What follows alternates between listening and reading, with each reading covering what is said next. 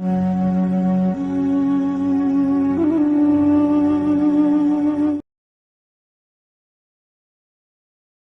Everyone, इस video में हम दो सीक्वेंसेस का यूज़ करके डिक्शनरी को क्रिएट करना सीखेंगे। इसके लिए हम जिप फंक्शन का यूज़ करेंगे। जिप फंक्शन क्या है?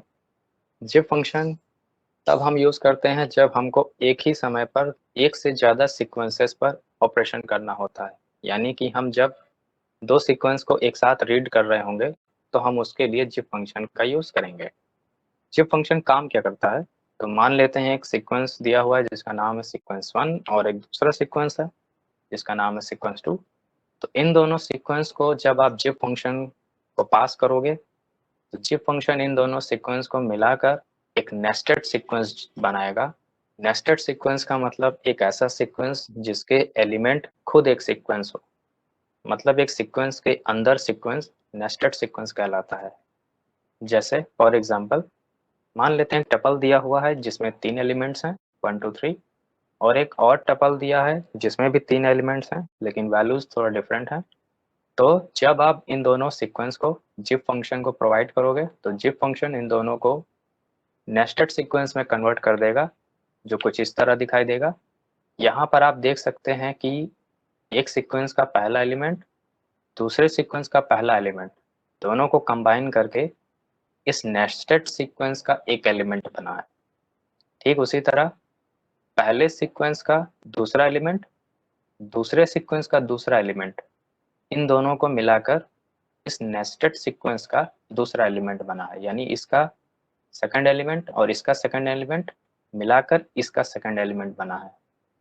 यहाँ पर आप देख रहे हैं कि एक नेस्टेड सीक्वेंस है, यानी एक सीक्वेंस के अंदर के जो एलिमेंट्स हैं उनके पास भी एक से ज़्यादा वैल्यूज हैं, यानी वो भी एक सीक्वेंस है।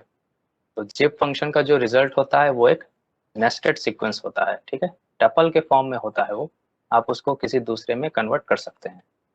यदि कोई सीक्वेंस जो नंबर ऑफ एलिमेंट्स में अलग अलग हैं, जैसे इसमें नंबर ऑफ एलिमेंट्स 3 हैं और इसमें नंबर ऑफ एलिमेंट्स 2 हैं, तो ये जिप फंक्शन छोटे लेंथ के सीक्वेंस पर ही काम करेगा, यानी कि जो रिजल्ट मिलेगा वो कम एलिमेंट्स वाले सीक्वेंस के बराबर ही होगा। तो इन दोनों सीक्वेंस को जब आप जिप फंक्शन को पास करोगे तो रिजल्ट मिलेगा आपको कुछ इस तरह। देखिए इसमें जो रिजल्ट है वो भी 2 एलिमेंट्स का ही है और जो इन दोनों सीक्वेंस में जो छोटा सीक्वेंस है वो भी 2 एलिमेंट्स का ही है।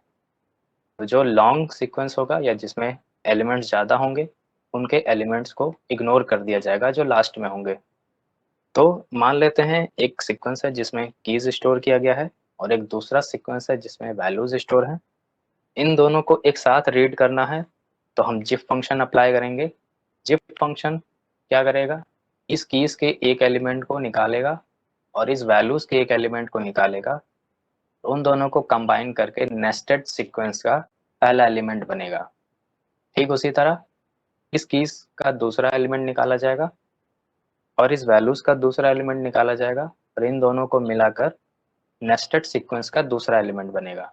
ठीक है, फिर जो रिजल्ट है इन दोनों सीक्वेंस से इसी को हम नेस्टेड सीक्वेंस कहते हैं। अब यहाँ पर ये टपल के फॉर्म में है तो हम इसको नेस्टेड टपल कहेंगे। ठीक है, इस नेस्टेड टपल का उपयोग करके हम अपनी डिक्शनरी को क्रिएट करेंगे जो कुछ इस तरह होगा। आइए देखते हैं इसको प्रोग्राम में कैसे करना है।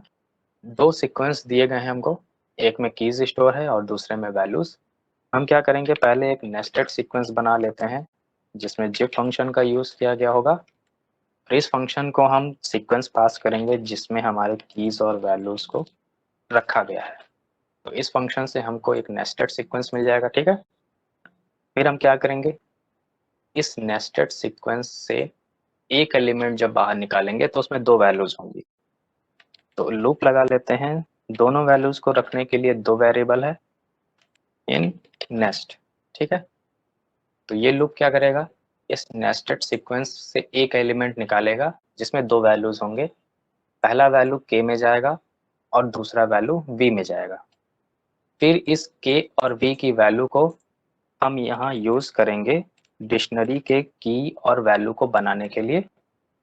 फिर ये जो सिंटेक्स आप देख रहे हैं ये डिक्ट कंप्रीहेंशन का ही सिंटेक्स है। आपको यहाँ डिक्शनरी का नाम लिखना है और इस सिंटेक्स को एक कर्ली ब्रेस के अंदर लिखना है।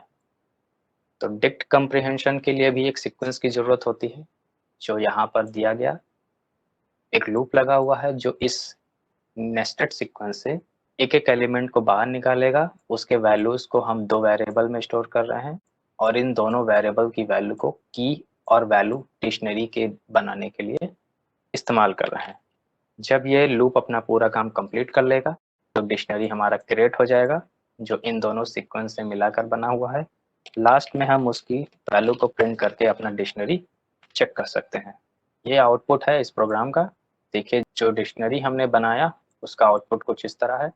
जो भी कीज सीक्वेंस के वैल्यूज़ हैं वो डिक्शनरी में कीज बने हुए हैं और जो भी वैल्यूज सीक्वेंस के वैल्यूज़ हैं या एलिमेंट्स हैं वो डिक्शनरी में वैल्यूज़ बने हुए हैं। आप इस जिप फंक्शन को इस सिंटेक्स के अंदर भी लिख सकते हैं यहाँ पर, तब भी ये वर्क वैसा ही करेगा जैसे इससे पहले वर्क कर रहा था। अब इसका आउटपुट देखते हैं। तो ये आउटपुट है इस प्रोग्राम का। देखिए हमने बस जिप फंक्शन को इसी डिक्ट कंप्रीहेंशन के सिंटेक्स में ही यूज़ कर लिया है, अलग ऑब्जेक्ट नहीं यूज़ किए हैं। तो इस तरह भी आप डिक्शनरी को क्रिएट कर सकते हैं जिसमें 2 सीक्वेंस का यूज़ किया गया हो।